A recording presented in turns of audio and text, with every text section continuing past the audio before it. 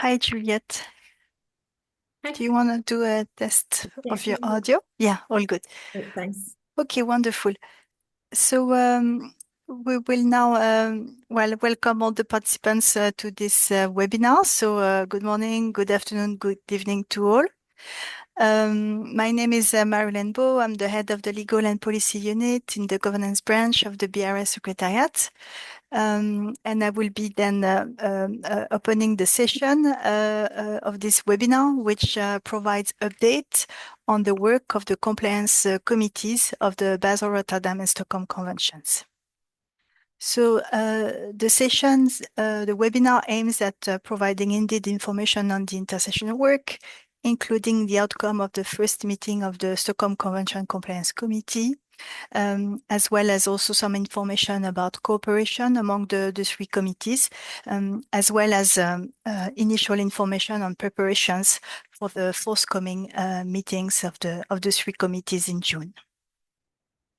So the session will be organized in two parts. There will be a first part with a presentation from the Secretariat that will last about 20 to 30 minutes. And then it will be followed by a session of questions and answers where we will open the floor to the participants to the webinar. There will be two ways for the participants to engage through the microphone by raising their hand, asking the floor, and we will give them the floor, or through the chat. Regarding the first part of the webinar, I will be joined by two colleagues to deliver the presentation by the Secretariat. The first colleague is Ms. Yvonne Ewang, Legal Officer in the Governance Branch of the BRS Secretariat. Thank you, Yvonne, for joining.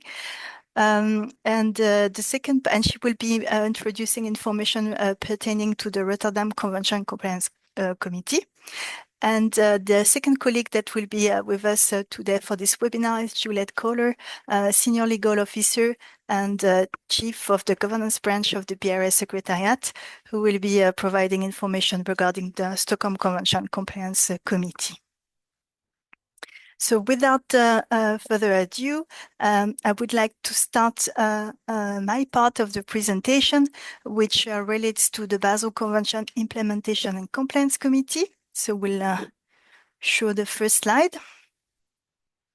So the mechanism for promoting the implementation of and compliance with the obligations of the Basel Convention was established some time ago already. It was established by decision 6/12 in 2002. So the committee and the mechanism for compliance has been being operational already for more than 23 years. The objective of the mechanism is to assist parties to comply with their obligations under the convention, as well as to facilitate, promote, monitor, and aim to secure the implementation of and compliance with the obligations of the convention. The mechanism or committee has two mandates. It has a dual mandate. The first one is to address specific submissions of compliance, of parties' compliance. So it addresses individual parties' compliance as a specific submission is made to the committee. The second mandate of the committee is to review general issues of compliance and implementation as directed by the Conference of the Parties. So we will move to the next slide.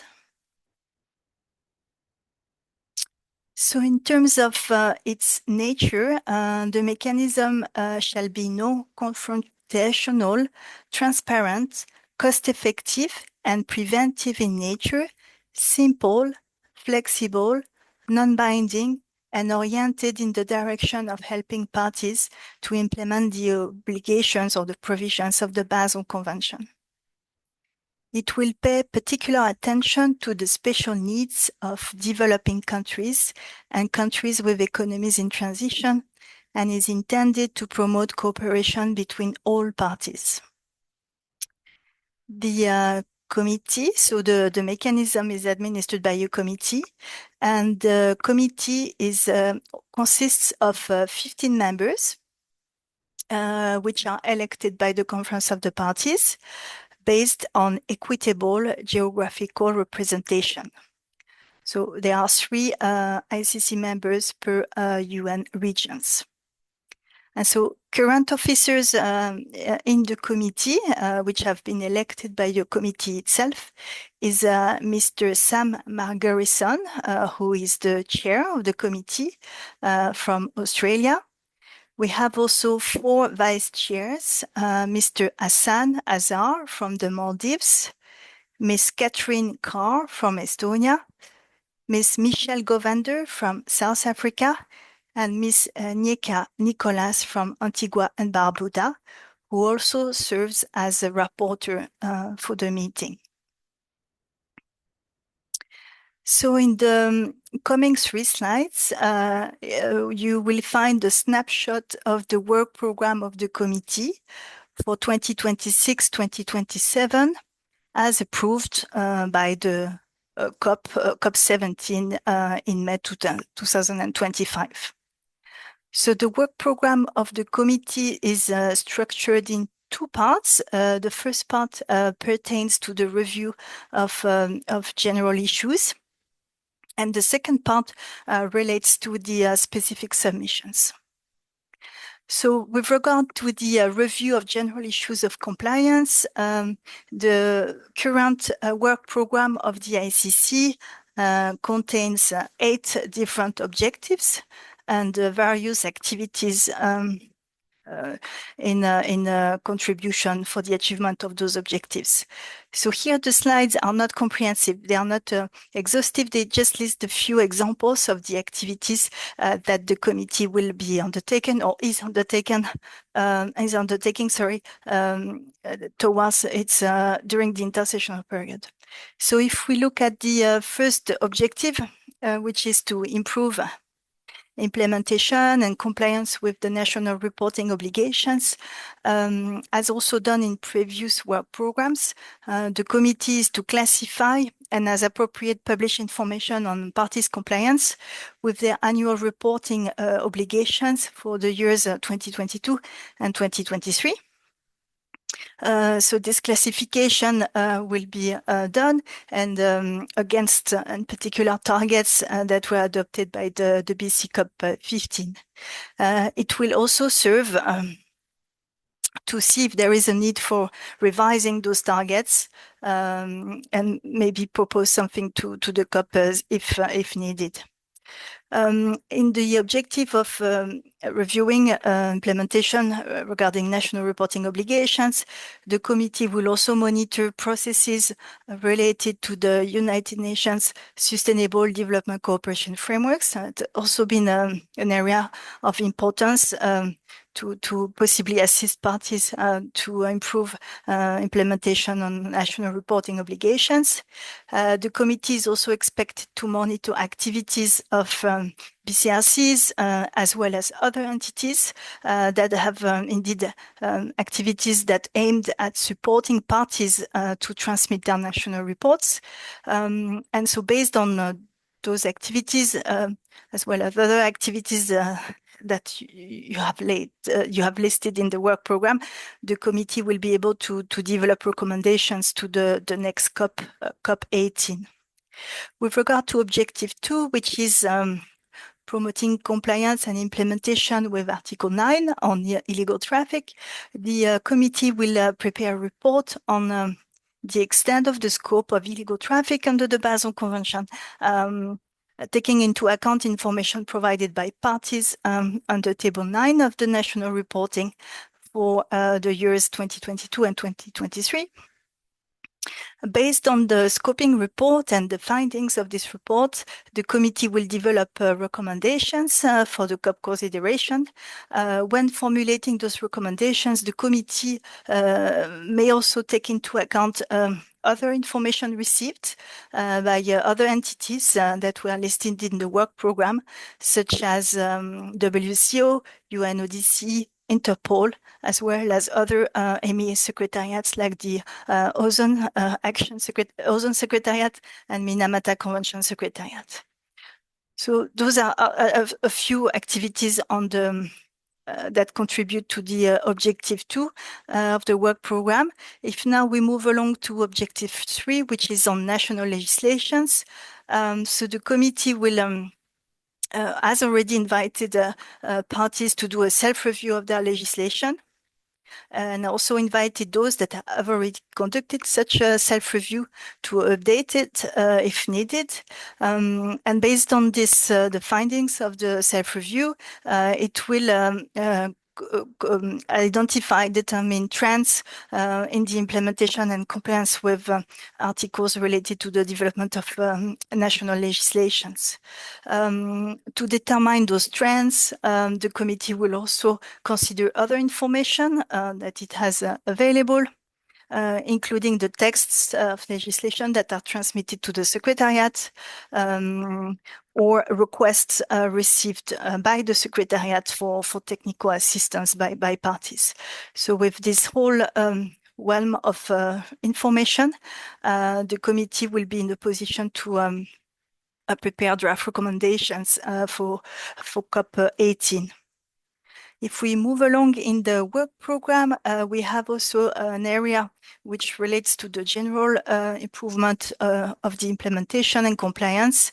And under this objective 4, as you see on the slide, the committee is expected to revise the latest versions of the guide to the control system and the manual for the implementation of the Basel Convention, taking into account the COP17 decisions, relevant ones, as well as feedback received from parties on their use of the guidance. So the revised versions of the guidance will go for consideration and possible adoption by COP18. In this area, the work program also foresees that the committee will also make recommendation as to whether other ICC developed guidance documents would require further updating or future updating based on the feedback that we would have received from parties. Other areas relate to the prior informed consent procedure. The work program plans that the ICC is to monitor the implementation of the activities decided by COP17 to improve the prior informed consent procedure and make recommendations to the next COP in this area. Other areas relate to country contacts and also it's also the issue of today's webinar, cooperation with the Rotterdam and the Stockholm Conventions compliance committees. So the committee is also expected to enhance cooperation with those two committees. Turning now to specific submissions. So the committee has in front of it 23 submissions at the moment. So 2 of those are self-submissions, Central African Republic and Togo. Other submissions are made by the Secretariat, so they are called Secretariat submissions. 9 of them are submissions of countries that are implementing compliance action plan. So they have been in front of the committee for several years. So among those, you have Burkina Faso, Chad, Guinea, Gabon, Mauritania, Nigeria, St. Vincent and the Grenadines, Sudan, and Syrian Arab Republic. 12 new submissions also in front of the committee. Those are indeed rather new. They were made to the committee on the 6th of November 2024 after 3 months of consultations between the parties and the Secretariat. Because the parties have not submitted national reports for a period of 5 years from 2018 to 2022. So as per the terms of reference of the committee, the Secretariat made submissions to the committee in November 2024. And so we have 12 submissions in that situation of not having submitted a national report for 5 years. Regarding the specific submissions, it's also important to note that 2 of them pertains to the lack of transmission, the lack of adequate legal frameworks. So those are the 2 self-submissions, Central African Republic and Togo, while all the other submissions pertain to the lack of transmission of national reports. So this is in a nutshell the update on the intersessional work of the Basel ICC. And now I would like to invite my colleague Yvonne to walk you through the updates to the Rotterdam Compliance Committee. Thank you, Yvonne. Thank you very much, Marilyn. And again, welcome to all of the participants.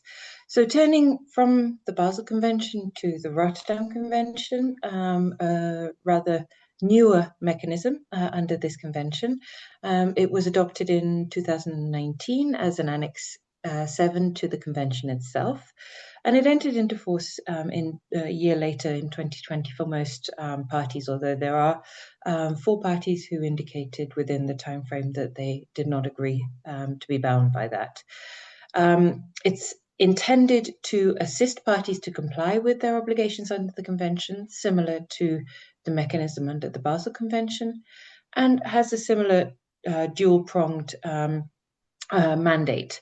Firstly, it can address specific submissions dealing with individual party compliance, and those can either be made by a party regarding its own compliance, or it can be a party-to-party submission, or the committee in relation to certain specific obligations under the convention can also trigger the mechanism based on information from parties. There is also another prong to its mandate to review systemic issues of general compliance that relate to or of interest to all parties. The committee is made up of 15 members, same sort of size as the Basel Committee.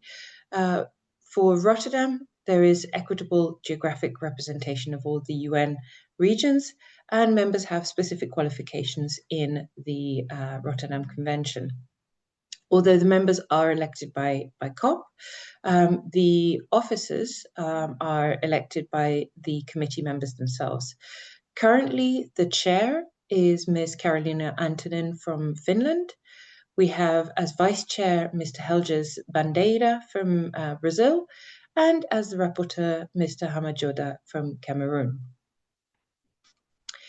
The committee is currently working. It has worked for 2 programs of work so far, and is currently working on its program of work for 2026-2027. Very pleased to report that within that work, the committee has successfully resolved 1 specific submission regarding compliance difficulties that was related to notifying a designated national authority.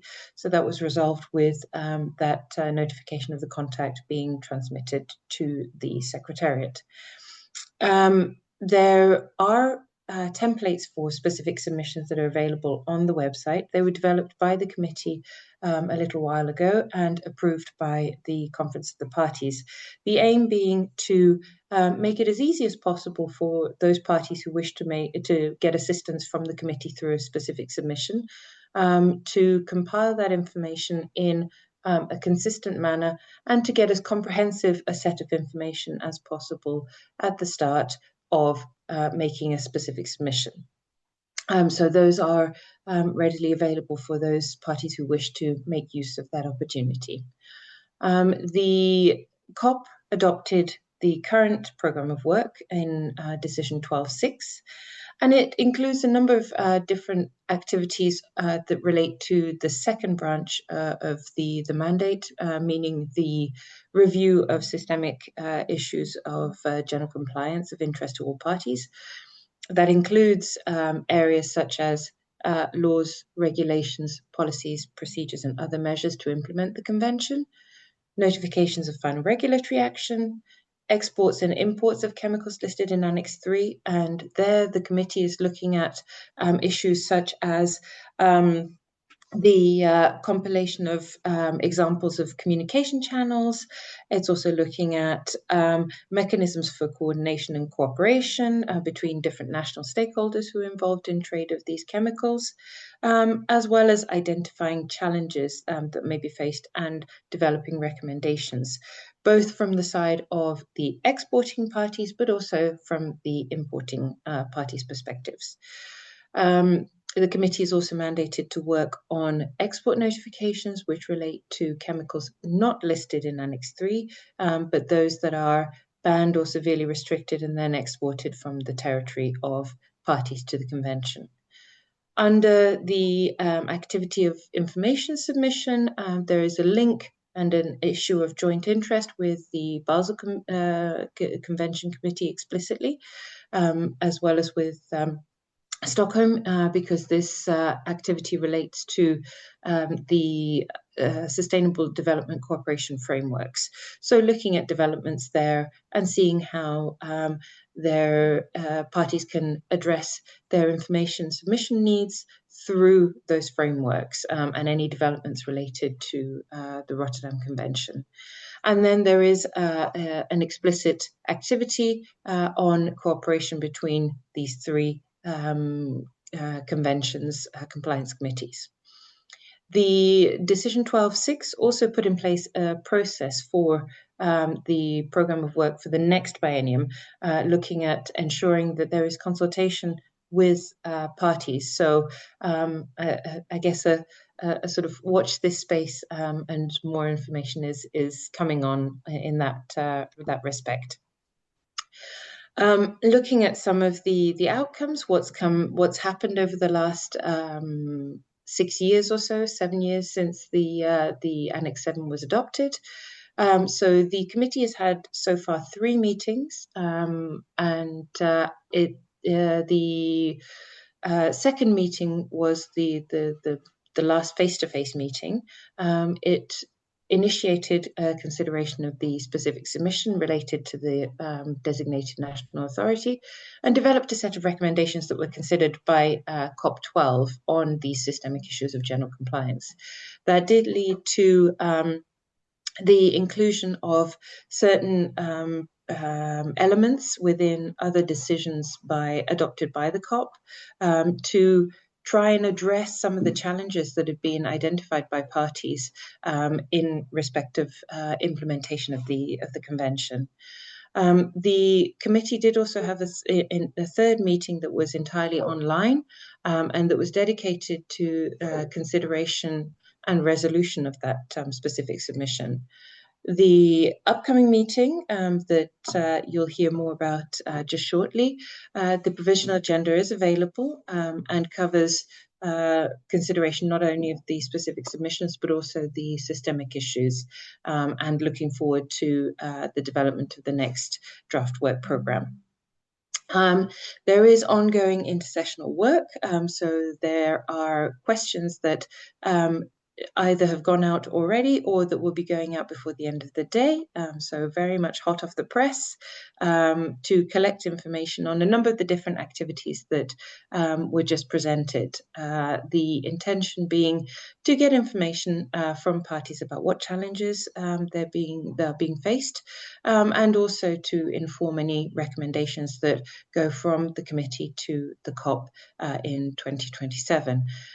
To highlight that there is a deadline for responses by the 31st of March 2026. So very much looking forward to hearing from as many parties from as many regions in that respect, so that the committee has a full set of information about party situation. The COP12 did ask for the Secretariat to streamline information collection requests. So the set of questions that are going out were developed by the committee with work by the Secretariat to consolidate not only updates to questions that had been sent out on behalf of the committee in the past, but also the periodic Article 1114 questionnaire. And that questionnaire was sent out on a regular basis to gather information about how parties were implementing Articles 11 to 14. So the idea being that now, rather than having two sets of requests that go out, there is a consolidated set of questions that address both of these, that do not duplicate any requests for information, and that also facilitate the possibility for parties wishing to respond to transmit that information to the Secretariat.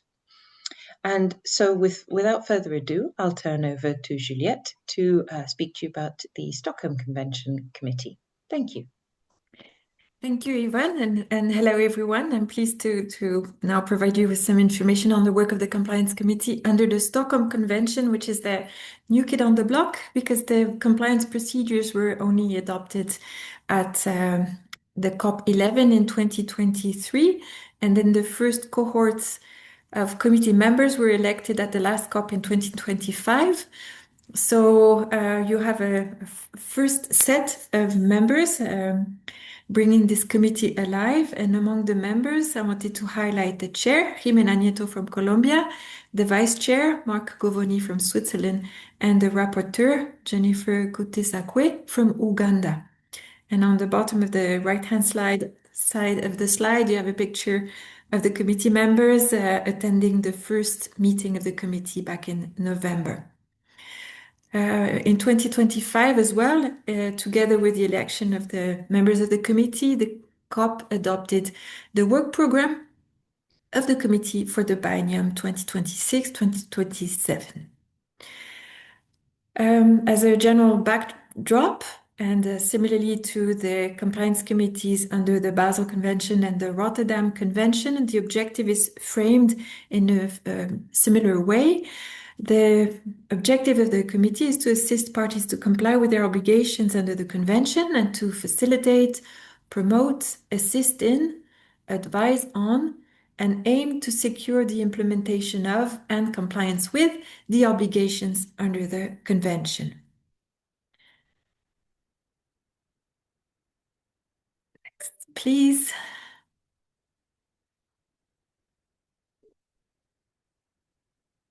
Thank you. Just like the two other committees, the Stockholm Convention Compliance Committee has a dual mandate. It is mandated to look at individual parties' compliance, and it can do so on the basis of three triggers. A party can come forward and make a submission to the committee regarding its own difficulties. A party can come and make a submission in relation to implementation and compliance challenges by another party, but the committee itself is mandated to review the NIPs, so the national implementation plans, and the national reports. And on the basis of this review, it can identify questions relating to individual parties' compliance. So this is the first track of the mandate. The second track of the mandate is for the committee to look at systemic issues of general compliance and implementation of interest to all parties.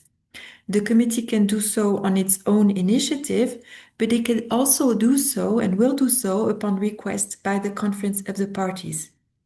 For the current biennium, as I just mentioned, the COP did approve a work program for the committee for 26-27, and so in this work program, the COP has listed a range of systemic issues of general compliance and implementation that the committee is to look at. Turning to the nature and underlying principles of the committee, these again will be music to your ears when it comes to similarities with the Rotterdam and Basel committees. The committee is to be non-confrontational, transparent, cost-effective, and preventive in nature, simple, flexible, non-binding, and oriented towards helping parties to implement the provisions of the Stockholm Convention. It is to pay particular attention to the special needs of developing countries and countries with economies in transition, and all the obligations under the Convention fall within the remit of the Compliance Committee, including Articles 12, that's technical assistance, 13, financial resources, and 7, national implementation plans. The committee, freshly elected, held its first meeting back in November, from 24 to 26 November 2025. This was an online meeting, really intended to set the scene for the committee to really embark on its work, bearing in mind that it has a large work program, and the goal is to provide recommendations to COP13 in 2027, so as to better support parties with the implementation of the convention. So during this first meeting, the committee initiated consideration of all the activities of its work program. On the systemic issues of general compliance and implementation, it went through the whole work program, and the committee is to look at issues pertaining to the designation of country contacts, so a national focal point and official contact points, the transmission of national reports, the transmission of initial and updated national implementation plans, the development of national legislation and taking the other measures that are provided for in Articles 3, 5, and 6. So Article 3 on the elimination and restriction of POPs, Article 5 on the unintentional production of POPs, and Article 6 on POPs in articles, stockpiles, and wastes. The other issue it looked at is pertaining to the implementation of Article 3, and there it's looking at POPs on an individual basis. Then it initiated its work on technical assistance and financial resources, Article 12 and 13. And finally, it has, just like the committees under Basel and Rotterdam, an activity of its work program pertaining to cooperation with those two other committees. So cooperation has already been initiated between the two other committees, and now Stockholm Committee is invited to join this joint effort, always with in mind that when there are issues or processes that are of general interest under the three committees, lessons can be learned from one committee to benefit the other, and therefore parties. Under its second mandate to look at submissions and questions relating to parties' compliance, the committee identified possible questions from three parties, pertaining to three parties in relation to the designation of country contacts. So three parties at the time of the first meeting of the committee did not have designated either an OCP or an NFP.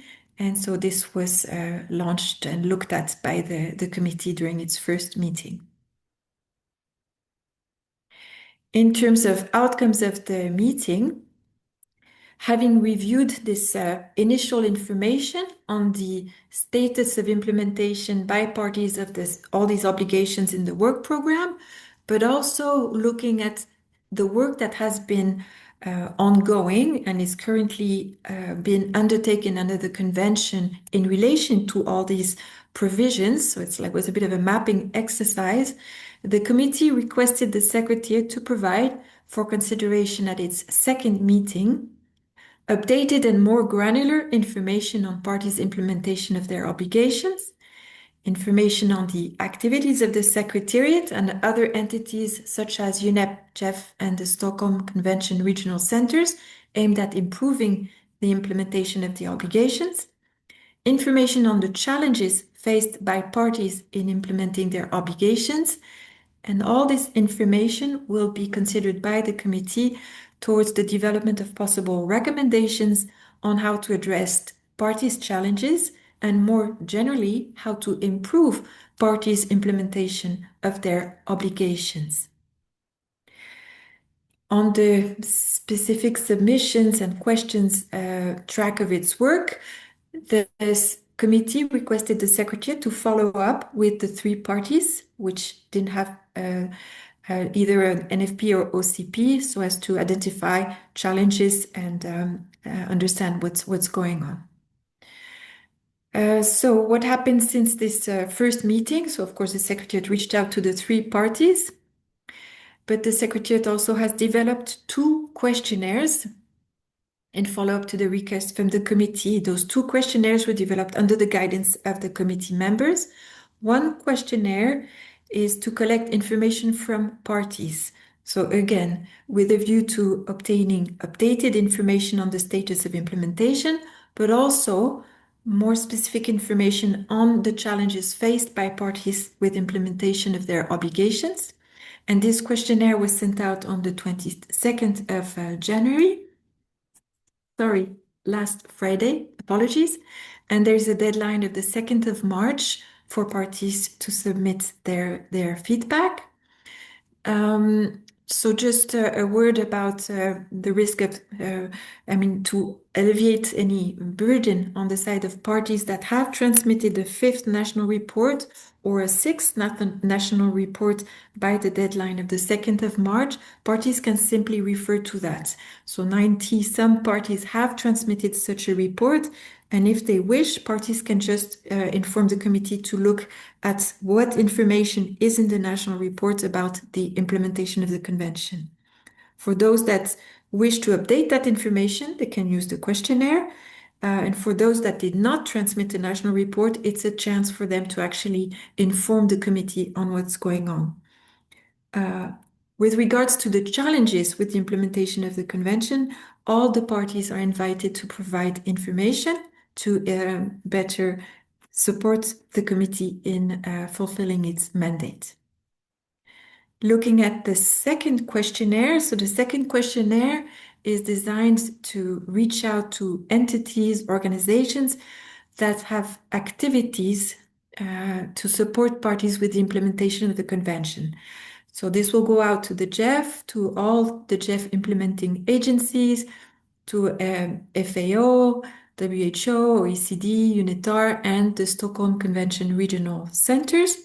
And that separate questionnaire, which should go out hopefully by the end of this week, also with the 2nd of March deadline to provide responses. It has three objectives. First, to collect information on the actual activities that have been undertaken to support parties, but also to ask the perspectives from those entities on through their experience on the challenges faced by parties with the implementation of the convention. With this, the committee will have two sources of information to better understand the challenges: the information directly provided by parties and the information provided by the entities supporting the parties. And the third part of the question for entities is about possible challenges faced by those entities in supporting the parties. So with all this package of information, it is hoped that the committee will have all it needs to better assess the situation, so both the status of implementation and the challenges faced by parties, and then devise possible recommendations to the COP on how to improve implementation and compliance. Turning now to the last part of our presentation before the Q&A, and this is about the cooperation between the compliance committees. And my colleagues and I have underlined that within each program of work for the current biennium, there is an activity on cooperation between the three committees. And because of this cooperation, and so as to raise awareness on the three committees and where they intersect in terms of their terms of reference and activities, the Secretariat has prepared a joint compliance leaflet to promote understanding of the committees, their terms of reference, but also how their different provisions relate to one another. And this leaflet will be launched, is launched officially today. It will be made available during the course of this week or next week. And then looking more operationally, the committees will cooperate to facilitate compliance. The way they do that is through the exchange of views and information on their activities, but also on their operations and their processes when there's a joint interest. looking at what may happen is in terms of programmatic work, where you see some similarities in the work program. It is about how the implementation of the conventions can be improved through their integration in the UN Sustainable Development Cooperation frameworks at the national level, but also in relation to information transmission. So the transmission of national reports under Basel and Stockholm, and the transmission of import responses under the Rotterdam Convention. So the last slides are just general information about the forthcoming meetings of the committees. They're going to be meeting back to back in June in Geneva, face to face. You have the dates there on the slide. The invitations have been sent out to members, notifications to observers, and you can have access to the provisional agenda, which is already there on the website, and all the meeting documents, and will be uploaded in due course. There will be a joint session between the three committees on the 19th of June to look at those activities, processes, or operations of joint interest to the three committees. The three committees may decide also to either have an additional session or an additional meeting prior to the next COPs. So the next COPs are in 2027 in April in Panama. So if there is additional committee meetings, it would be in the fall of 2026.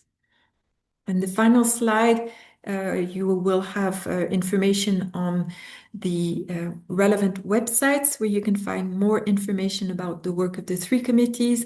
And we have also put there our individual email addresses, so you may reach out to us.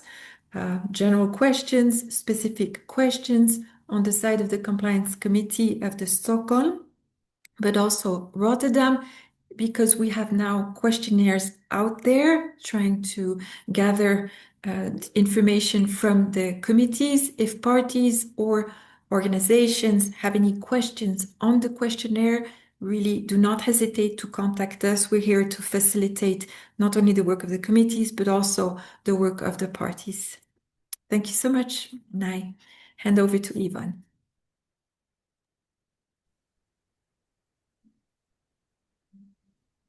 Thank you very much, Juliette, and thank you, Marilyn, as well. And thank you to all of the participants for listening. And I would open up the session for questions.